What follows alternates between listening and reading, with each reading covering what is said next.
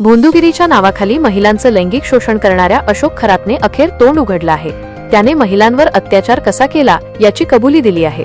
मात्र या अत्याचाराला त्याने विज्ञानाला जोडण्याचा प्रयत्न केला। महिलांना धमकावून आणि हातच लाखीने त्यांना आकर्षित करून शोषण केल्याचं त्यानं पोलिसांना सांगितलं आहे। दुनिया झुकती है बस झुकाने वाला चाहिए असं देखील तो कबुली जबाबात बोलल्याची माहिती समोर आली आहे। तसेच आपण महिलांना कसं भुलवायचं हेही सांगितलं आहे।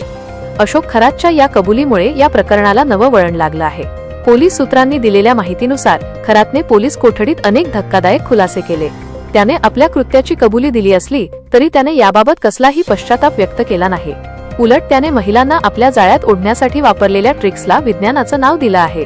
आपल्या टॅलेंटच्या जोरावर त्याने महिलांना वश केलं असं सांगण्याचा त्याचा प्रयत्न आहे।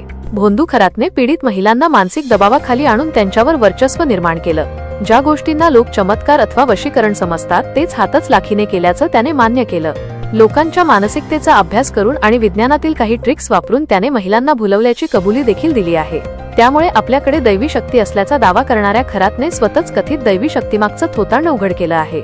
अशोक खरातने हा कबुली जबाब दिल्यानंतर त्याची विकृत मानसिकता समोर आली आहे।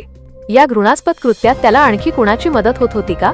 यात आणखी कोण सहभागी आहे या अनुषंगाने पोलीस तपास करत आहेत। तपासादरम्यान झुकती है दुनिया बस झुकाने वाला चाहिए या खरातच्या वाक्यामुळे त्याचा कोठडीत देखील माज कायम असल्याचं दिसून येत आहे। आज SIT मार्फत पत्रकार परिषद घेऊन याबाबत खुलासे होण्याची शक्यता आहे। घटनेचा पुढील तपास सुरू आहे।